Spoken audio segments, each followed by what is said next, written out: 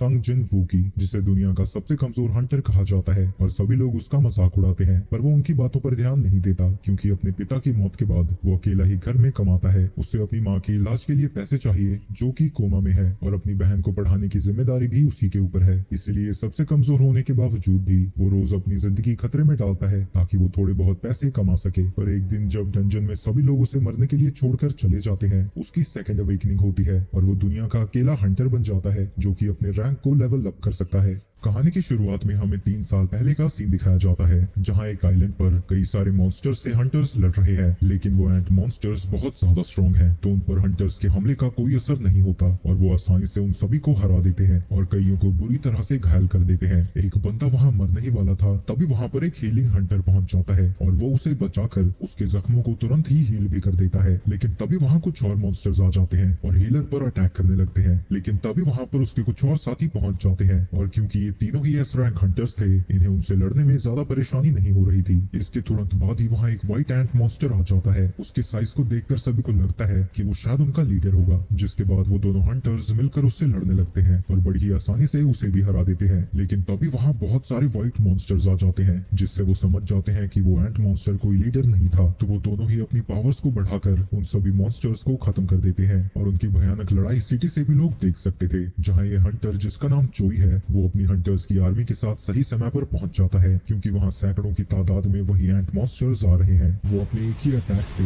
सभी छोटी चींटियों को खत्म कर देता है, पर वो बड़ी चींटियां आगे बढ़ती रहती हैं जिनसे लड़ने के लिए बाकी के हंटर्स आगे बढ़ते हैं। इस दुनिया में 10 साल पहले ऐसे पोर्टल्स अपीयर होना शुरू हुए जो कि अलग अलग डायमेंशन से कनेक्ट होते हैं। इन पोर्टल्स के अंदर बहुत सारे मैजिकल बीस्ट और मॉन्स्टर्स होते हैं जिनके ऊपर आम वेपन्स का कोई असर नहीं होता। उन्हें मारने के लिए हंटर्स की जरूरत पड़ती है। हंटर्स वो ह्यूमंस होते हैं जिन्होंने मैजिकल एबिलिटीज को अवेकन किया है। उनकी पावर्स के हिसाब से उन्हें कई रैंक दिए गए हैं, जैसे एस, ए, बी, सी, डी और ई, जिसमें एस रैंक सबसे स्ट्रॉन्गेस्ट हंटर्स को दिया जाता है और ई सबसे वीकेस्ट। एक बार किसी ह्यूमन की पावर्स अवेकन हो जाती है तो वो चाहे कितनी भी ज्यादा ट्रेनिंग कर ले, वो अपनी पावर्स को नहीं बढ़ा सकता। इसके बाद हम प्रेजेंट का सीन देखते हैं जहाँ काफी सारे हंटर्स एक डंजन रेड के लिए इकट्ठा हो चुके हैं। यहाँ पर संग जिन वो भी पहुंच जाता है। उसे देखकर सभी लोग खुश हो जाते हैं। उसे देखकर सब खुश क्यों हो रहे हैं? वो काफी स्ट्रॉन्ग है क्या? स्ट्रॉन्ग? तुम जानते हो उसका निकनेम क्या है? World weakest Hunter. उसके आने का मतलब ये है कि ये डंजन काफी कमजोर होने वाला है, तो किसी को कोई फिक्र करने की कोई जरूरत नहीं है। चलो ज्यादा नहीं बोलते हैं, कहीं वो सुन ना ले। गधों, मैं तुम्हारी सारी बातें सुन रहा हूँ, इतना चिल्ला चिल्ला के बोल रहे हो तुम लोग। तभी वहाँ पर जूही पहुंच जाती है जो उसकी चोट के लिए उसे डांट लगाने लगती है। उसके पूछने पर जिनवू बताता है, मैं असल में एक ई रैंक डंजन में घायल हुआ था। मेरे अलावा बाकी किसी को तो एक खरोच भी नहीं आई। वहाँ कोई हीलर भी नहीं लेके गया था क्योंकि उनके पास एक हाई रैंकर था। एक हाई रैंकर होने का मतलब ये तो नहीं कि वो हीलर नहीं लेके जाएंगे। नहीं, कोई बात नहीं, ऐसा इसलिए हुआ था क्योंकि मैं कमजोर हूँ। अब तो मुझे इसकी आदत हो गई है। ये सुन के जूही कुछ नहीं बोल पाती। आगे सभी लोग रेड पर जाने के लिए तैयार हो जाते हैं, जिनके सामने एक हंटर खड़ा होता है जिसका नाम मिस्टर सॉन्ग है। वो कहता है कि वो इस पार्टी का लीडर बनना चाहता है। किसी को कोई तकलीफ तो नहीं है, पर क्योंकि वो सबसे स्ट्रॉन्ग था, सब उसके लीडर बनने के लिए मान जाते हैं। इसके बाद सभी लोग डंजन के अंदर एक एक करके चले जाते हैं, पर जिन बाहर खड़ा होकर सोच रहा था, ये छोटी सी नाइफ जिसकी मैजिकल एनर्जी भी बहुत कम है, पर मैं अपनी इनकम से ये ही अफोर्ड कर सकता हूँ। चलो, कुछ ना होने से तो कुछ होना बेहतर है। और वो भी पोर्टल के अंदर चला जाता है। कुछ देर बाद वो एक मॉन्स्टर को हरा देता है, जिससे उसे एक माना क्रिस्टल मिलता है। मॉन्स्टर्स को मारने के बाद उनसे माना क्रिस्टल्स और जेम्स गिरते हैं, जिन्हें वो हंटर्स गिल्ड को देकर काफी सारे पैसे कमाते हैं। इन क्रिस्टल्स का यूज करके वेपन्स और मैजिकल आइटम्स बनते हैं जो कि ताकतवर मॉन्स्टर्स को हराने में काम आते हैं। मॉन्स्टर जितना ज्यादा स्ट्रॉन्ग होता है, उसकी गिराई हुई मैजिकल आइटम्स उतनी ही ज्यादा कीमती होती है। तभी एक गॉब्लिन जिन के ऊपर हमला कर देता है, जिसे वो ब्लॉक तो कर देता है, पर इससे उसकी नाइफ पर क्रैक आ जाता है। किसी तरह जिन उस गॉब्लिन के अटैक्स को डॉज करता रहता है और मौका मिलते ही उसके ऊपर हमला कर देता है, पर उस क्रैक की वजह से उसकी नाइफ टूट जाती है और वो मॉन्स्टर उसे बुरी तरह से घायल कर देता है। पर इससे पहले कि वो परलोक से हार जाता, वही थुलथुला हंटर आकर उसे बचा लेता है और जूही से कहता है कि वो जिनवू को जल्दी से हील करे। जूही उसे हील करने लगती है और जिन देखता है कि बाकी सभी हंटर्स मॉन्स्टर्स से लड़ रहे हैं और कुछ समय में ही वो सभी मिलके उस डंजन के बॉस को हरा देते हैं। ये सब देखकर वो उदास हो जाता है। सब कुछ खत्म हो गया, मैं सिर्फ एक ई रैंक क्रिस्टल ही ले पाया। मैंने अपनी जिंदगी खतरे में सिर्फ इसके लिए डाली थी। तभी एक बंदा सभी हंटर्स को आवाज लगाता है और उन्हें बताता है कि यहाँ एक केव है। ये देखकर उन्हें लगने लगता है कि ये शायद एक डबल डंजन है, क्योंकि बॉस को हराने के बाद भी ये डंजन क्लोज नहीं हो रहा। ऐसी सिचुएशन में प्रोटोकॉल है कि हम इसे हंटर एसोसिएशन को रिपोर्ट करें और उनकी इंस्ट्रक्शंस का वेट करें, लेकिन फिर सारी लूट भी उन्हें ही मिल जाएगी। ये तो एक टी रैंक डंजन है, इसमें भला डरने की क्या जरूरत। फिर भी ये काफी खतरनाक हो सकता है, तो हम सब वोट करेंगे। वोट में 6 लोग जाने को तैयार थे और 6 लोग नहीं, पर अभी तक जिन ने वोट नहीं किया था। जिन, अब सब कुछ तुम पर है। क्या मुझे जाना चाहिए? मुझे पता है कि एक टी रैंक डंजन मेरे लिए कितना खतरनाक हो सकता है, पर मुझे पैसों की बहुत ज्यादा जरूरत है। मेरे पिता के मरने के बाद घर में सिर्फ मैं ही कमाने वाला बचा हूँ। मुझे मेरी माँ के इलाज के लिए भी पैसे चाहिए और छोटी बहन की पढ़ाई के लिए भी मुझे जाना ही होगा। हाँ, मैं भी डंजन में जाना चाहता हूँ। इसके बाद हम एक फैसिलिटी को देखते हैं जहाँ ह्यूमंस जिन्होंने अभी अभी अपनी पावर्स अवेकन की है वो अपनी एबिलिटीज को चेक करा रहे हैं, और उस फैसिलिटी के बाहर ही कई गिल्ड के लोग उन्हें रिक्रूट करने की कोशिश करते हैं। उनमें से ऐसा ही एक बंदा किसी को फोन लगाता है। एक बी रैंक हंटर और 2 सी रैंक हंटर्स हमारे साथ ज्वाइन करने के लिए मान गए हैं। जिसे उसने फोन लगाया था वो मिस्टर चोई है। जेंडर और एज को दरकिनार करके उन सभी को इंट्रोड्यूस करो जिनमें टैलेंट है। यस सर, और आप तो जानते हैं कि कोई भी हमारी चाइन से ज्यादा टैलेंटेड नहीं होने वाला। इसके बाद हम मोहाली का सीन देखते हैं जहाँ कुछ चोर एक लड़की का पर्स छीन कर भाग रहे थे, लेकिन तभी उनके सामने चा पहुंच जाती है। वो आसानी से उन चोरों से उस लड़की का पर्स छीन लेती है, लेकिन जब वो पर्स वापस कर रही थी सभी लोग उसका चेहरा पहचान जाते हैं और उसे चारों तरफ से घेर लेते हैं। भीड़ को देखकर वो बेचारी नर्वस हो जाती है और छलांग लगाकर वहाँ से भागने लगती है। दूसरी तरफ डंजन में सभी लोग केव के अंदर जा रहे हैं। सॉरी जूही, मेरे वोट की वजह से तुम्हें भी अंदर आना पड़ा। क्या तुम ठीक हो? ठीक? मैं कैसे ठीक हो सकती हूँ? अगर उसका हमला थोड़ा सा भी ऊपर होता तो तुम मारे जा चुके होते। तुम्हें पता भी है मैंने कितनी मुश्किल से तुम्हें हील किया है। उसकी डांट सुन के वो समझ जाता है कि वो उस बी रैंक हीलर की वजह से ही अभी तक जिंदा है, और वो फिर से माफी मांगता है। अगर तुम माफी मांगना चाहते हो तो मुझे कभी खाने पर लेके जाना। इधर तो इस नल्ले की भी गर्लफ्रेंड बनने को तैयार है कोई, हद है यार। तभी वो सभी लोग एक बड़े से दरवाजे के सामने पहुंच जाते हैं। इतना बड़ा सा दरवाजा मिलना कोई आम बात नहीं है, लेकिन किंग कहता है कि अगर वो यहाँ तक आ गए हैं तो वो खाली हाथ नहीं जाने वाले। वहीं दूसरी तरफ सिटी में जो लोग नए नए हंटर्स बने हैं उन्हें हंटर्स एसोसिएशन के प्रेसिडेंट की वीडियो दिखाई जा रही है। ये पोर्टल्स इस दुनिया में 10 साल से भी पहले आई थी, लेकिन अभी भी कई सारी मिस्ट्रीज हैं जो कि हम नहीं जानते। और अगर आप एक हंटर की तरह सर्वाइव करना चाहते हैं तो आपका हर वक्त सावधान रहना बहुत जरूरी है। चाहे आप कितने भी एक्सपीरियंस्ड क्यों ना हो, आप एक ही तरह से सर्वाइव कर सकते हैं, और वो है हर वक्त सतर्क रहकर। लेकिन इन झोपड़पट्टी वालों को देखकर लगता है कि ये मेन चीज ही भूल गए हैं, क्योंकि वो एक ऐसे रूम में जा रहे हैं जो कि मिस्टीरियस है, खतरनाक है, और कोई भी उसके बारे में कुछ नहीं जानता। अंदर जाके वो देखते हैं कि वो चारों तरफ स्टैचू से घिरे हुए हैं, जिन्हें देखकर लगता है कि वो कई सेंचुरीज पुरानी है, और जिन वो वहाँ के सबसे बड़े स्टैचू के सामने खड़ा था। वहीं जूही को इन सब की वजह से घबराहट होने लगती है। सभी लोग सोच में पड़ जाते हैं कि बॉस है कहाँ। वहीं सॉन्ग जमीन पर देख रहा था जो कि देखने में मैजिक सर्कल जैसा है। तभी उन सभी को एक स्टैचू के पास एक टैबलेट पर कुछ लिखा हुआ दिखता है। उसमें किसी गॉड को वर्शिप करने के लिए कमांडमेंट्स लिखी हुई है, जिन्हें की सॉन्ग पढ़ने लगता है। पहला, भगवान की पूजा करो। दूसरा, भगवान की प्रशंसा करो। और तीसरा, भगवान में विश्वास करो। तभी जिन्वो उससे कहती है कि उसने स्टैचू की आंखों को मूव करता हुआ देखा। वो स्टैचू हमें देख रहा था। जो भी इन बातों को ओबे नहीं करेगा वो इस जगह से कभी बाहर नहीं जा पाएगा। वो जैसे ही इतना पढ़ता है, जिस दरवाजे से वो आए थे वो दरवाजा अचानक से बंद हो जाता है। ये देखकर सभी लोग डर जाते हैं और एक हंटर कहने लगता है कि यही वजह थी कि मैं यहाँ आना नहीं चाहता था। ये सारे ट्रेजर तुम ही रखो, मैं जा रहा हूँ यहाँ से। वो दरवाजे को धक्का दे ही रहा था, तभी एक स्टैचू उसके ऊपर हमला कर देता है और हम देखते हैं कि उसका सर उसके धड़ से अलग हो चुका था। ये देखकर वहाँ मौजूद सभी हंटर्स की फट जाती है और वो सब लोग डर के मारे चिल्लाने लगते हैं।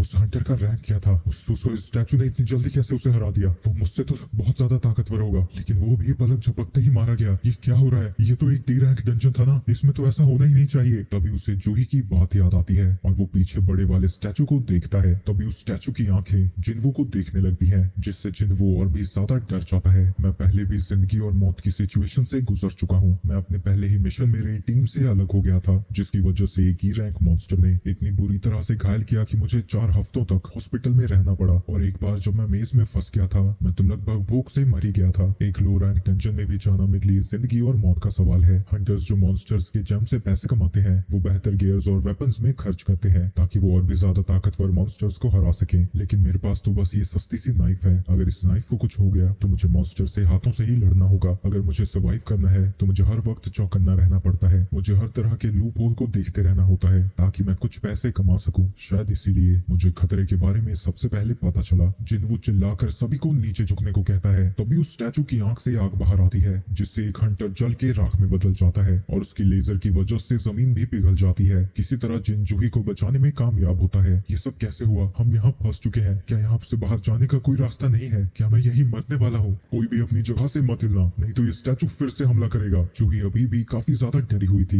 जिन, अगर तुमने स्टैचू की मूवमेंट को नोटिस ना किया होता तो हम सब मारे गए होते। तभी जिन देखता है कि सॉन्ग का एक हाथ कट चुका था तो वो उसके हाथों में पट्टी बांध देता है। मैं जूही को खुद को हील करने को कहता, पर वो दिमागी रूप से काफी ज्यादा कमजोर है, इसलिए वो बी रैंक होने के बावजूद भी सिंपल रेड्स में ही हिस्सा लेती है। मैं भी कई बी रैंक डंजन्स में जा चुका हूँ और मैं ये साफ साफ देख सकता हूँ हमारे सामने जो मुसीबत है उसे एक एस रैंक डंजन में होना चाहिए। तभी जिन को उस टैबलेट पर लिखी हुई बातें याद आती है और जिन को लगता है कि जिस भगवान की उसमें बात हुई थी वो शायद वही स्टैचू है। तभी एक हंटर खड़ा होता है। मुझे अपनी स्पीड पर पूरा भरोसा है, मैं उसके अटैक करने से पहले यहाँ से चला जाऊंगा, लेकिन अपनी फुल स्पीड में भी वो इतना तेज नहीं होता कि वो स्टैचू से बच सके। ये देख के वो लोग और भी ज्यादा डर जाते हैं। ये स्टैचू हमें कभी भी मार सकता है, इसने अभी तक हमें जिंदा क्यों रखा है? मिस्टर सॉन्ग, पहली कमांडमेंट क्या थी? भगवान की पूजा करो। जिन किसी तरह हिम्मत करके खड़ा होता है तो अभी उस स्टैचू की आंखें चमकने लगती है, पर एकदम से जिन वो नीचे बैठ जाता है और ऐसा करते ही वो स्टैचू शांत हो जाता है। सबके सब स्टैचू के सामने घुटने टेक कर बैठ जाओ, जब तक हमारे सर एक सर्टेन हाइट से नीचे है वो हमें कुछ नहीं करेगा। जिसके बाद वो सभी हंटर्स उस स्टैचू के सामने अपना माथा टेक देते हैं और ये देखते ही उस स्टैचू के चेहरे पर एक बड़ी सी स्माइल आ जाती है। ये देख के एक हंटर खड़ा हो जाता है और उसे देखकर बाकी के हंटर्स भी खड़े हो जाते हैं और उन्हें लगने लगता है कि अब उन्हें कुछ नहीं होगा। लेकिन तभी वो स्टैचू मूव करने लगता है। वो खड़ा होकर उन्हें कुचलने के लिए उनकी तरफ ही आने लगता है। हमें दूसरी कमांडमेंट भी पूरी करनी होगी, हमें उसकी प्रशंसा करनी होगी। ये सुन के एक हंटर आगे आता है और कहता है कि मुझे पता है ये कैसे करना है, लेकिन उसके शब्द गलत थे। तो वो स्टैचू उसे कुचल देता है, जिसके बाद वो एक लड़की को भी कुचल देता है। डर के सभी लोग उससे भागने लगते हैं। भागते वक्त पार्क सोचने लगता है कि वो नहीं मर सकता, वो अपनी फैमिली को अकेला कैसे छोड़ सकता है। लेकिन जैसे ही वो एक स्टैचू के पास खड़ा होता है वो स्टैचू उसे बीच में से काट देता है। आखिर हम क्या प्रशंसा करें इसकी, ये भगवान कम शैतान ज्यादा है। तभी जिन नोटिस करता है कि कई स्टैचूज के हाथों में वेपन्स हैं, पर कुछ के हाथ में म्यूजिकल इंस्ट्रूमेंट्स हैं। सबके सब इंस्ट्रूमेंट्स वाले स्टैचू के सामने खड़े हो जाओ। सबसे पहले मिस्टर सॉन्ग एक स्टैचू के पास जाता है और उसके वहां जाते ही वो स्टैचू म्यूजिकल इंस्ट्रूमेंट बजाने लगती है। किम भी एक स्टैचू के पास जाकर खुद को बचा लेता है। जिन वो जूही के साथ एक स्टैचू के पास जाता है, लेकिन वो एक्टिवेट नहीं होता, तो वो समझ जाता है कि एक स्टैचू के पास एक ही बंदा खड़ा हो सकता है। तो जिन जूही को वहां छोड़कर किसी और स्टैचू की खोज में वहां से चला जाता है, लेकिन उस बड़े स्टैचू से बचने के चक्कर में वो एक हथियार वाले स्टैचू के पास खड़ा हो जाता है, जो कि उसके ऊपर हमला करके उसके पैर को काट देता है। लेकिन फिर भी वो रेंगता हुआ दूसरे स्टैचू की तरफ बढ़ने लगता है।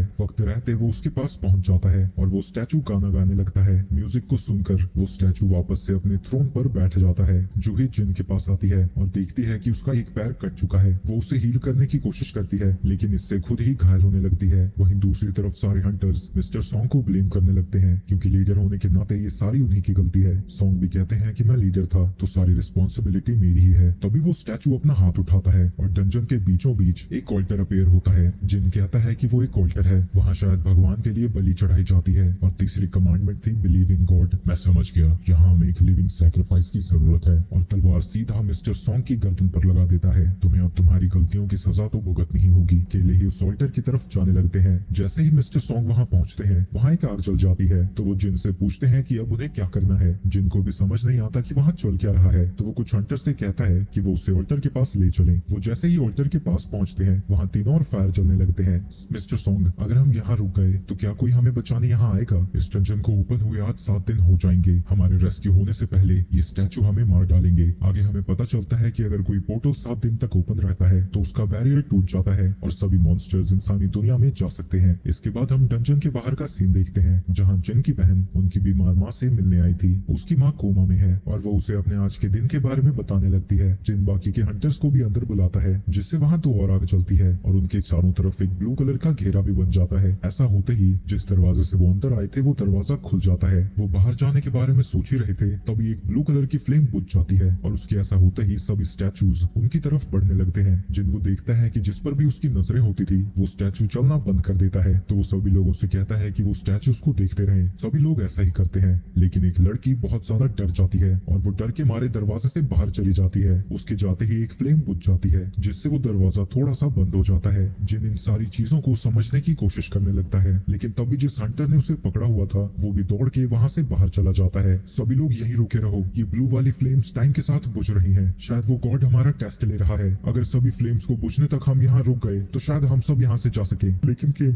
ऐसा भी तो हो सकता है कि फ्लेम्स के बुझते ही वो स्टैचू हमें मार दे। मुझे नहीं लगा था कि तुम्हारे जैसा हंटर हमारे लिए इतना यूजफुल होगा, पर मैं तुम्हारी मदद के लिए तुम्हारा शुक्रिया अदा करता हूँ। मुझे माफ कर दो जिन। जिसके बाद वो भी वहाँ से भाग जाता है। अब वहाँ सिर्फ 3 लोग ही बचे थे, सॉन्ग, सॉन्ग जिन और जूही को यहाँ से जाने को कहता है, तब तक वो उन्हें देखता रहेगा। लेकिन इतना माना यूज करने की वजह से जूही के पैर काम करना बंद कर देते हैं। तो जिन सॉन्ग से कहता है कि वो जूही को लेकर यहाँ से चले जाएं। मेरा पैर तो वैसे ही कट चुका है, मैं कुछ नहीं कर पाऊंगा। जूही उससे छोड़कर नहीं जाना चाहती। तभी वो उसे अपना क्रिस्टल देता है। मुझे माफ करना, मैं तुम्हें डिनर पर तो नहीं ले जा पाया, पर इससे खुद के लिए कुछ खरीद लेना। जब मैं बाहर आऊंगा तो मुझे पैसे वापस कर देना। तभी सॉन्ग उसकी गर्दन पर हमला करके जूही को बेहोश कर देता है और उसके साथ दरवाजे के बाहर चला जाता है। शुक्र है सिर्फ मैं ही मरने वाला हूँ, मुझे और इंश्योरेंस खरीद लेना चाहिए था, इससे मेरी फैमिली की और मदद हो जाती। वो एक तलवार उठा लेता है। तुम में से कोई ना कोई मेरे साथ तो जरूर आएगा। लेकिन भला वो इतने बड़े स्टैचूज के सामने क्या कर सकता था। वो स्टैचू उसे बुरी तरह से मारने लगते हैं, जिससे उसका एक हाथ भी कट जाता है। वो स्टैचूज उसके ऊपर हमला करते रहते हैं। ये सब क्या हो रहा है, ये सब मेरे साथ ही क्यों हो रहा है। मैं भी स्ट्रॉन्ग बनना चाहता था,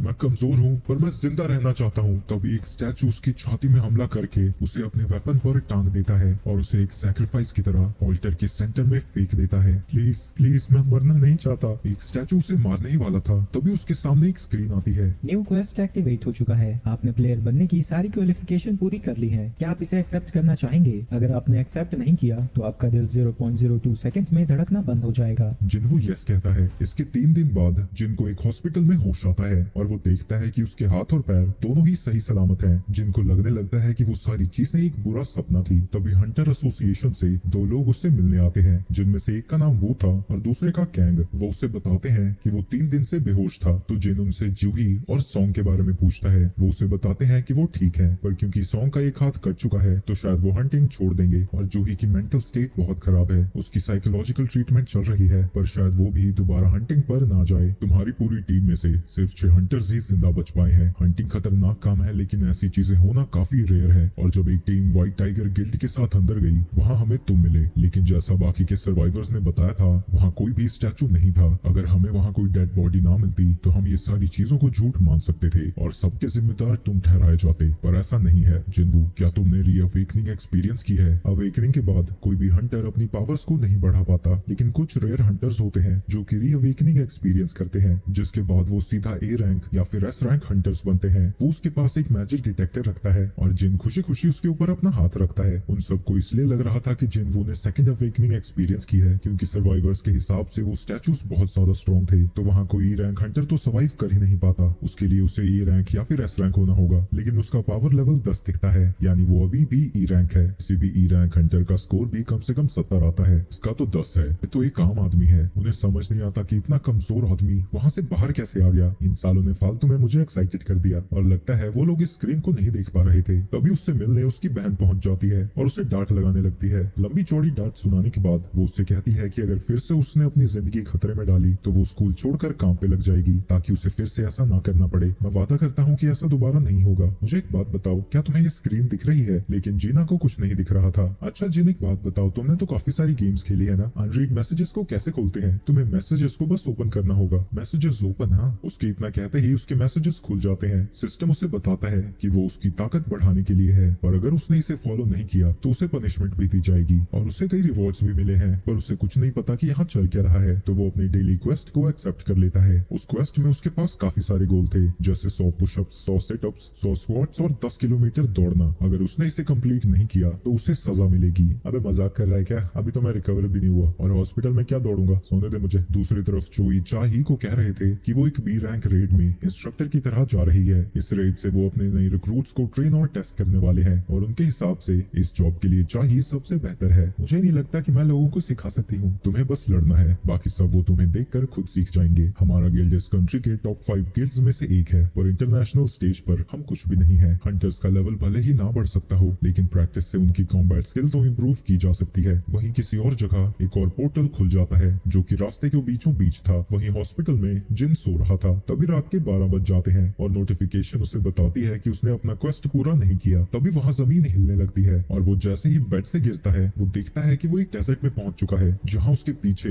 एक सेंटिपीड मॉन्स्टर आ जाता है। और सामने की स्क्रीन से उसे पता लगता है कि डेली क्वेस्ट पूरा ना करने की सजा के तौर पर उसे 4 घंटों तक इस मॉन्स्टर से बचना होगा। दूसरी तरफ नर्सेस हॉस्पिटल में देखती हैं कि जिन वहाँ नहीं है और वो उसे ढूंढने लगते हैं। वहीं जिन अभी भी उसी मॉन्स्टर से भाग रहा है और वो मॉन्स्टर उसे खाने ही वाला था, लेकिन ऐन वक्त पर टाइमर खत्म हो जाता है और पेनल्टी खत्म होते ही वो वापस से हॉस्पिटल में आ जाता है। टास्क को पूरा करने के लिए उसे एक रिवॉर्ड भी मिलता है, पर वो पहले ही बेहोश बेहोश हो चुका था। कुछ दिन बाद जिन अपनी बहन को बता रहा था कि थोड़े दिन में ही वो घर वापस आ जाएगा। दूसरी तरफ जूही को एक डी रैंक डंजन में जाने का ऑफर आता है, लेकिन जूही वहां जाने से मना कर देती है। तभी वो बंदा उसे बताता है कि जिन वो पूरी तरह से ठीक हो गया है। ये सुन के वो खुश हो जाती है और हॉस्पिटल में उससे मिलने जाती है। वहां नर्सेस बात कर रही थी, देखो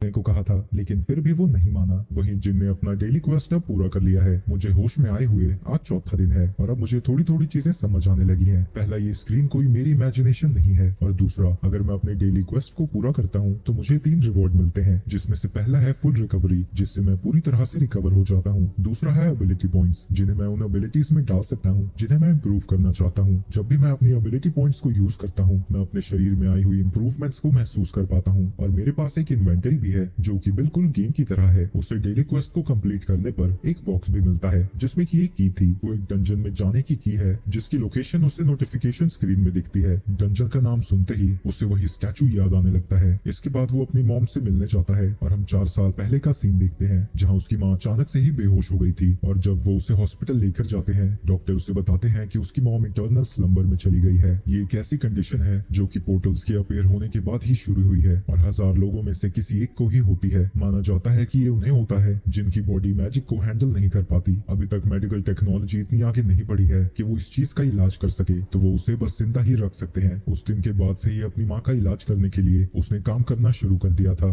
तभी एक दिन उसे पता लगता है कि उसने पावर्स अवेकन कर ली है। इससे मैं और भी ज्यादा पैसे कमा पाऊंगा और माँ का इलाज कराऊंगा। लेकिन जब वो अपने पहले मिशन पर जाता है, वो किसी भी काम का नहीं था, तो सारे हंटर्स उसके साथ कुछ भी शेयर करने से मना कर देते हैं। वही प्रेजेंट में जिन उसी जगह पर पहुंचा हुआ है जहाँ स्क्रीन ने बताया था कि उसे डंजन मिलेगा। मुझे अपनी सर्वाइवल स्किल्स पर यकीन है, अगर मैं किसी मुसीबत में फंसा तो जरूर वहां से बचकर भाग आऊंगा। और वो उस चाबी का यूज करता है और उस दरवाजे के अंदर चला जाता है। उसके सामने नोटिफिकेशन आती है कि वो एक इंस्टेंस डंजन के अंदर आया है और उसके पीछे का दरवाजा भी बंद हो जाता है। तभी एक लड़की उसके सामने से ही गुजरती है और वो समझ जाता है कि एक अलग ही डायमेंशन है, ये शायद बाकी के डंजन से अलग है। अरे यार, अब मैं करूंगा क्या? मैंने तो सोचा था कि अगर कोई मुसीबत पड़ी तो यहाँ से भाग जाऊंगा, और ये तो दरवाजा ही बंद है। तभी नोटिफिकेशन उसे बताती है कि वो इस डंजन से तब तक बाहर नहीं जा सकता जब तक वो यहाँ के बॉस को ना हरा दे या फिर एक टेलीपोर्टेशन स्टोन का यूज करे। अरे बालक बुद्धि, मैं तो किसी रैंक मॉन्स्टर को भी नहीं हरा सकता, तो मैं एक अकेला डंजन कैसे क्लियर करूंगा? पर मेरे पास अब कोई चॉइस नहीं है। जिसके बाद वो डंजन के अंदर चला जाता है जहाँ उसके सामने 3 गॉब्लिन मॉन्स्टर्स आ जाते हैं। वो जिन के ऊपर हमला कर देते हैं। जिन बस उनके अटैक्स को डॉज ही कर पा रहा था और उसे उनके ऊपर अटैक करने का मौका नहीं मिलता, और आखिरकार वो सभी मॉन्स्टर्स उसके ऊपर भारी पड़ जाते हैं। पर गुस्से में जिन फिर से खड़ा होता है और अपने चाकू से एक मॉन्स्टर को खत्म कर देता है। इसकी वजह से उसका कॉन्फिडेंस बढ़ जाता है और वो बाकी के गॉब्लिन्स को भी बड़ी आसानी से मार गिराता है। लगता है मैं सच में ताकतवर हो रहा हूँ। लेकिन उसी वक्त वहाँ एक मॉन्स्टर पहुंच जाता है जो कि उसके वेपन को ऐसे तोड़ देता है जैसे वो कांच का बना हो। जिन वो समझ जाता है कि बाकी के गॉब्लिन से ये मॉन्स्टर कहीं ज्यादा ताकतवर है और डर के मारे उसके पैर कांपने लगते हैं। लगता है मेरे दिल से अभी तक उस डंजन का डर नहीं गया है। तभी वो लाइकन उसके ऊपर हमला कर देता है जिससे उसके चेहरे पर खरोंच आ जाती है। मेरे पास कोई हीलर नहीं है, अगर मुझे चोट आई तो यही सब कुछ खत्म हो जाएगा। जिन उस मॉन्स्टर के अटैक्स को डॉज करता रहता है और उसे यकीन नहीं होता कि वो कितना लाइट महसूस कर रहा है। वो फिर से उसके ऊपर हमला करने आता है, लेकिन जिन अब डर डर के परेशान हो चुका था और अब फाइनली वो उससे लड़ने लगता है। उसके मुक्के से वो लाइकन उड़ता हुआ दूर जाता है। क्या मेरी ताकत इतनी बढ़ गई है? लेकिन मुझे नहीं लगता कि इसका कोई फायदा है, क्योंकि उसके मुकाबले अभी भी मैं बहुत कमजोर हूँ। जिसके बाद वो लगातार उसे मुक्के मारता रहता है, लेकिन इन हमलों का उस पर कोई असर नहीं होता, तो उसे फिर से उस मॉन्स्टर के अटैक्स को डॉज करना पड़ता है। आखिर मैं अब करूँ क्या? ना मेरे पास कोई पार्टी है, ना ही कोई हीलर। अगर ऐसा ही चलता रहा तो मैं मारा जाऊंगा। काश मेरे पास कोई मैजिकल वेपन होता। तभी उसे याद आता है कि उसके पास एक इन्वेंटरी भी है जिसके अंदर से वो एक बड़ी सी तलवार निकालता है, जिसका यूज करके वो मॉन्स्टर को बीच में से काट देता है। एक सेकंड, ये तलवार मेरी इन्वेंटरी में क्या कर रही है? किम ने तो कहा था कि उसने इसे 3 मिलियन में खरीदा है। तो अभी उसके जख्म हील होने लगते हैं और उसी वक्त वहाँ 2 और लाइकन पहुंच जाते हैं। लेकिन अब जिन को डर नहीं लग रहा था, क्योंकि अब उसके पास एक वेपन है, पर वो तलवार जमीन में फंस चुकी है। वो मॉन्स्टर्स उसकी तरफ बढ़ते रहते हैं और अब जिन की फटने लगी है, पर ऐन वक्त पर वो तलवार को बाहर निकाल लेता है। पर जब वो उन वुल्फ्स पर हमला करता है, एक वुल्फ उसके हमले से बच जाता है और दूसरा तो उसकी तलवार को ही पकड़ लेता है। तो जिन उस वुल्फ को लात मारता है और तलवार से उसके मुंह को ही काट देता है। जिसके बाद वहाँ सिर्फ एक ही मॉन्स्टर बचा था। ये मॉन्स्टर्स वहाँ के मुकाबले तो कुछ भी नहीं है। वहीं वो मॉन्स्टर डर के वहाँ से भाग जाता है और अब फाइनली उसे थोड़ा आराम करने का मौका मिल जाता है और वो देखता है कि वो लेवल 2 तक पहुंच गया है। डेली क्वेस्ट कंप्लीट करके तो कभी मेरा लेवल नहीं बढ़ा। लगता है ये असली लड़ाई है है इसलिए बढ़ गया। मेरे जख्म भी हील हो गए हैं और लगता है जब मैं लेवल अप करता हूँ मेरा हर स्टैट 1 पॉइंट से बढ़ जाता है। इसके बाद वो लाइकन के पास जाता है जिससे उसे एक फैन मिलता है। अगर ये गेम है तो क्या ये वाला डंजन और यहाँ के मॉन्स्टर्स गेट वाले डंजन से अलग है? तभी उसके सामने एक शॉप की स्क्रीन आ जाती है, लेकिन उसका लेवल बहुत कम है इसलिए वो कुछ नहीं खरीद सकता, लेकिन वो चीजों को बेच जरूर सकता है और उसे बेचने पर 20 गोल्ड मिलते हैं। इसकी वैल्यू कितनी होगी? पर मैं ई रैंक डंजन में हूँ तो ज्यादा तो होने से रहा। अब मुझे क्या करना चाहिए? बिना बॉस को हराए मैं बाहर तो जाने से रहा और इतनी जल्दी मुझे टेलीपोर्टेशन स्टोन भी नहीं मिलेगा, लेकिन अगर मैं ऐसे ही बैठा रहा तो भूख से ही मर जाऊंगा। अगर मैं बॉस को हराना चाहता हूँ तो मुझे मॉन्स्टर्स को मारकर अपने लेवल को बढ़ाना होगा। इतना बोलते ही उसके सामने बहुत सारे लाइक मॉन्स्टर्स आ जाते हैं जिन्हें हिम्मत जुटाता है और उन वुल्फ से लड़ना शुरू कर देता है। मैं तुमसे आसानी से नहीं मरने वाला, पर मुझे पता है कि तुम भी हार नहीं मानोगे, पर इसी में तो मजा है, तभी तो मेरा लेवल बढ़ेगा और मेरी ताकत भी। जिन सभी मॉन्स्टर्स को मारता रहता है और उसके सामने नोटिफिकेशन पे नोटिफिकेशन आती रहती है। जब वो सभी मॉन्स्टर्स को मार देता है उसे फाइनल नोटिफिकेशन आती है, उसे वुल्फ असासिन का टाइटल मिला था।